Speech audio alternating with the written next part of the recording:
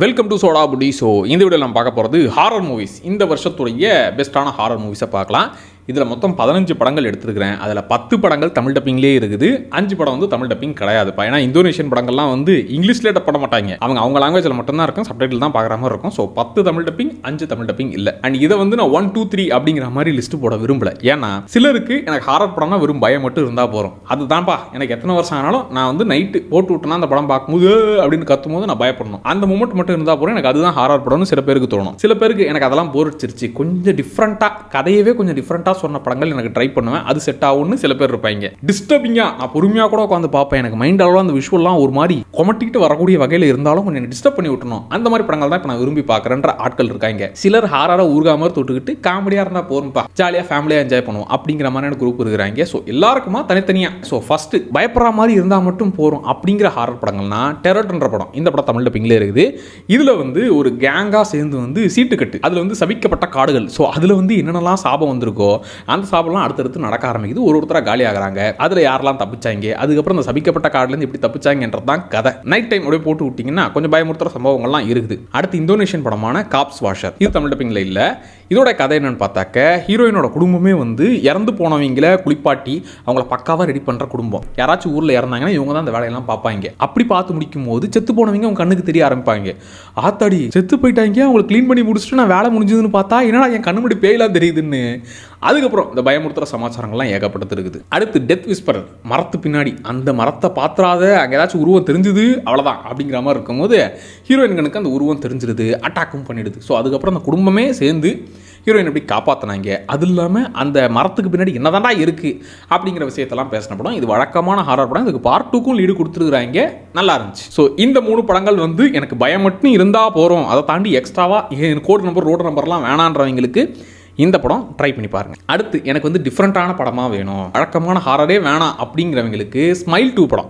Smile 1 பார்த்தவங்களுக்கே தெரியும், சிரிச்சுக்கிட்டே கண்ணு முன்னாடி இறந்துட்டாங்கன்னா அவங்க சிரிச்சுக்கிட்டே நம்ம முன்னாடி இருப்பாங்க, வெறும் சிரிச்சுக்கிட்டே தான் இருப்பாங்க. ஆனால் அது நம்மளை ஒரு மாதிரி டிஸ்டர்ப் பண்ணி நம்மளை பைத்தியமே ஆக்கி விட்டுரும். அப்படி மாட்டிக்கிட்ட ஹீரோயின் எப்படி தப்பிச்சாங்கன்னு ஸ்மைல் 1ல் காமிச்சிருப்பாங்க. அதே சாபம் இந்த ஸ்மைல் 2லையும் கண்டினியூ ஆகுது. ஸ்மைல் 1ல் கூட கொஞ்சம் பொறுமையாக அப்படி இப்படின்னு போகும். ஸ்மைல் 2லாம் பரபரப்பாகவே கொண்டு போனானுங்க, கடைசியெல்லாம் ஒரு மாதிரி ஆக்கி விட்டாங்க. ஸ்மைல் 3க்கும் பக்காவாக லீட்லாம் பண்ணி விட்ருக்காங்க. டிஃப்ரெண்ட்டான படம். இது வந்து வழக்கமான ஹாரர் கிடையாது, டிஃப்ரெண்ட்டான படம், நல்லா இருந்துச்சு. அடுத்து கொரியன் படமான ஹெக்ஸுமா படம். இது வந்து எந்த டைப்பில் இருக்கும்னா, அது வெயிலிங்கிற ஒரு கொரியன் படம் இருக்குது. அது வந்து நீங்கள் ஹாரர்னு சொல்ல முடியாது, ஜாம்பி படம்னு சொல்ல முடியாது, எல்லாத்தையும் கலந்தா மாதிரி இருக்கும். ஸோ அந்த டைப்பான படம் தான் இந்த ஹெக்ஸுமா படமும். ஒரு பிறந்த குழந்தை நிறுத்தாமல் அழுதுகிட்டே இருக்குது, டாக்டர்லாம் பார்த்து ஒன்றும் பண்ண முடியாதுன்ட்டாங்க. இப்போ உங்களுடைய முன்னோர்களுடைய ஆன்மா தான் வந்து உங்களை டிஸ்டர்ப் பண்ணுது, அவங்களுக்கு மரியாதை செலுத்தணும்னு சொல்லி அவங்கள தோண்டி எடுக்க அதுக்கப்புறம் தான் பிரச்சனை வருது, அதுக்கப்புறம் நல்லா ஆச்சுங்கிறது தான் படம். இந்த படம் தமிழ் டப்பிங்லேயே இருக்குது. அடுத்து கொரியன் படத்திலே கொஞ்சம் டிஃப்ரெண்ட்டான படம்னா ஸ்லீப்புங்கிற படம். புருஷங்காரன் நைட்டு தூங்காம விசித்திரமா நடந்துக்கிறான், அது வரைக்கும் நல்லபடியா பாசமா இருக்கிறான். ஆனா நைட் ஆனா கொஞ்சம் அந்நியனா பேய் மாதிரி வினோதமா நடந்துக்கிறான். அவனுக்கு என்ன பிரச்சனை அப்படிங்கிறத கண்டுபிடிக்கிறது தான் இந்த படம். பொறுமையா போனாலும் டிஃப்ரெண்டா என்னடா இப்படிலாம் போறீங்கன்ற மாதிரி நல்லா இருக்கும். தமிழ் டப்பிங்ல இந்த படம் இருக்கு. அடுத்து வந்து டிஸ்டர்பிங்கான ஏரியா. இது ரொம்ப பொறுமையா, இது நார்மல் ஆடியன்ஸ்க்கு கட்டாயம் செட் ஆகாது, நான் தெளிவாகவே சொல்லிடுறேன். இருந்தாலும் நான் பொறுமையா உட்காந்து பார்த்தாலும் டிஸ்டர்ப் பண்ணி விட்டுருப்பா அப்படிங்கிறவங்க வேணா ட்ரை பண்ணுங்க. ஃபர்ஸ்ட் படம் வந்து இமாக்குலேட் அப்படிங்கிற படம். இதுல வந்து நம்ம ஹீரோயின் வந்து சர்ச்சில் போய் சேர்றாங்க. அங்க சில பேர் நடந்துக்கிறதெல்லாம் என்னடா வினோதமா நடந்துக்கிறீங்க, யாரா நீங்க இப்படிங்கிற மாதிரியே டவுட் வருது. நமக்குமே அந்த டவுட் இருக்குது. போக போக வில்லங்கமான விஷயங்கள்லாம் நடக்க, ஆஹா தெரியாம வந்து மாட்டிக்கிட்டோம்டான்னு அதுக்கப்புறம் தான் புரியுது. அதுக்கப்புறம் அங்கே எப்படி தப்பிச்சாங்கன்றது தான் கதை.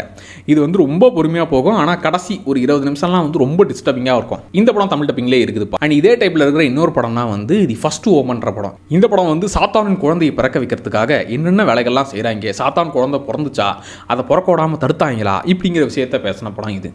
கடைசியெல்லாம் ஒரு மாதிரி கொமட்டிக்கிட்டு வர அளவுக்கு இருக்கும். அந்த பொறுமையோடு உட்காந்து பார்த்தீங்கன்னா இதில் வந்து ஜம்ப் ஸ்கேர்ஸ் அதெல்லாம் இருக்காதுப்பா. கதவு பண்ணிட்டு பே அப்படின்னு கத்துற அந்த சீனே இருக்காது. இது வெறும் டிஸ்டர்பிங்காக நம்ம மைண்ட் அளவில் டிஸ்டர்ப் பண்ணக்கூடிய படங்கள். அண்ட் இந்த படம் இந்த வருஷம் தான் தமிழ் டப்பிங் வந்துச்சு, த வென் ஈவில் லர்க்ஸ் அப்படின்னு சொல்லி. இதில் என்னன்னாக்க ஒரு ஊரில் வினோதமான நோய் வந்துச்சு, அதாவது பேய் பிடிச்சிருச்சுன்னு வச்சுக்கோங்களேன். அவங்கள ப்ராப்பராக ஆளுங்களை கூப்பிட்டு வந்து காலி பண்ணணும், இல்லைனா அவங்களை காலி பண்ணிங்கன்னா அந்த பேய் உங்களை பிடிச்சிக்கும் இப்படிங்கிற மாதிரி ஒருத்தர் பட ஆரம்பிச்ச ஒரு 10 நிமிஷத்தில் அவரை பார்த்தாலே கொமட்டிக்கிட்டு வந்துடும். அதிலே நீங்கள் நிறுத்திட்டு போனீங்கன்னா நல்லது. அதை தாண்டி நான் பார்க்க போகிறேன்னா இன்னும் கொமட்டிக்கிட்டு வர அளவுக்கு விஷயங்கள் போட்டு வச்சிருப்பாங்க. பொறுமையாக போனாலும் ஒரு மாதிரி டிஸ்டர்ப் பண்ணக்கூடிய படம். அடுத்து 2018 வந்த ஹெரிடிட்ரி அப்படிங்கிற படம் இந்த வருஷம் தமிழ் டப்பிங்ல வந்துச்சு. இது பொறுமையின் உச்சக்கட்டத்தில் போகும், அவ்வளோ பொறுமையாக போகும். ஆனால் ஒரு மாதிரி அந்த விஷுவல்ஸ்லாம் என்னடா இது இப்படிலாம் படம் ஹாரர் படம் எடுப்பீங்கன்ற மாதிரி கொஞ்சம் கொமட்டிக்கிட்டு ப்ளஸ் கொஞ்சம் டிஸ்டர்ப் பண்ணக்கூடிய படம். அடுத்து நம்ம காமெடி ஏரியாவுக்கு வருவோம். அதாவது ஹாரரையே பேய் படம் எதுக்காக பார்க்குறோம், பயப்படுறதுக்காக பார்க்குறோம், ஜாலியாக சந்தோஷமாக பாருங்கள் அப்படிங்கிற மாதிரியான படம் வந்து ஸ்லாஷர் டைப்பில். அதுலேயே கொடூரமான படத்தை கூட நான் ஜாலியாக சிரிச்சுக்கிட்டே பார்க்கணுன்னா அபிகேல் அப்படிங்கிற படம். ஒரு குழந்தைய தூக்கிட்டு வரணும்னு சொல்லி ஒரு கேங்குக்கு வேலையை கொடுக்குறாங்க. தூக்கிட்டு வந்ததுக்கப்புறம் தான் தெரியுது பெரிய வில்லங்கத்தில் நம்ம மாட்டிக்கிட்டோம் அப்படின்னு. அந்த வில்லங்கத்துலேருந்து எப்படி தப்பிச்சாங்கன்றது தான் அந்த கேங்குடைய கதை. அதில் அந்த குழந்தை பண்ணுற விஷயங்கள், அது கொடூரமாக பண்ணுற விஷயங்கள்ன்ற மாதிரி ஏகப்பட்ட விஷயங்கள் இருக்கும், நல்லாயிருக்கும். அபிகேல் படம் தமிழ் டப்பிங்லேயே இருக்குது. அப்புறம் வந்து ஸ்ட்ரீட் 2 அது வந்து காமெடியாக இருந்துச்சு. நம்ம சுந்தர்சி டெம்ப்ளேட்னு வச்சுக்கோங்களேன், பேயாவே இருந்தாலும் அதை ஓட்டுற கேங் வந்து ஜாலியான கேங்கு. ஸோ இந்த ஸ்ட்ரீட் 2 கொஞ்சம் நல்லா இருந்துச்சு. ஸ்ட்ரீட் 2 தமிழ் டப்பிங்கில் இல்லை, இன்னொரு படம் இந்த முஞ்சியான்ற படம் தமிழ் டப்பிங்கில் வந்துச்சு. பட் ஸ்ட்ரீட் 2ஓட கம்பேர் பண்ணால் அந்த அளவுக்குலாம் இல்லை, ஒரு ஓகே லெவலான படம். அங்கே இங்கே காமெடி கொஞ்சம் ஒர்க் ஆகும். அப்புறம் தமிழ் சைடில் வந்து இருக்கிறதே லோ பட்ஜெட்டில் பட் முடிஞ்ச அளவுக்கு நல்லா ட்ரை பண்ணியிருக்காங்கப்பா அப்படின்னு ஃபீல் ஆனது இந்த பேச்சு படம். முடிஞ்ச அளவுக்கு அந்த பட்ஜெட்டுக்கு உண்டான வகையில் ட்ரை பண்ணியிருக்காங்க. கொஞ்சம் பார்ட் 2 பட்ஜெட்லாம் போட்டு கொஞ்சம் இன்னும் நல்லாவே பண்ணுவாங்கன்னு நம்புகிறேன். பேச்சு படம் கொஞ்சம் பரவாயில்லாத மாதிரி இருந்துச்சு, ட்ரை பண்ணி பார்க்கலாம். ஸோ இதுலேயே எந்தெந்த கேட்டகரியில் இந்த படங்கள்லாம் வருதுங்கிறத நான் தெளிவாக சொல்லிட்டேன். ஸோ அந்தந்த ஆடியன்ஸ் அந்த படங்களில் நல்லா என்ஜாய் பண்ணுங்கள். அண்ட் இதில் எத்தனை படங்கள் பார்த்து முடிச்சிட்டிங்க அப்படிங்கிறத கமெண்ட்டில் சொல்லுங்கள். இந்த படம் எனக்கு ரொம்ப பிடிச்சதுப்பா, இந்த படத்தை ஏன் மிஸ் பண்ணிட்டேன், இல்லை இந்த படம் வந்து நீ சொன்ன படங்களில் எனக்கு இந்த படங்கள்லாம் ஒர்க் ஆச்சு அப்படிங்கிற படத்தை நீங்கள் கமெண்ட்டில் சொல்லுங்கள். அதை நானும் தெரிஞ்சுக்கிறேன். மறக்காமல் சோடா அப்படி சேனலை சப்ஸ்கிரைப் பண்ணிக்கோங்க. அடுத்த வீடியோவில் திரும்பவும் வரேன். Tata by.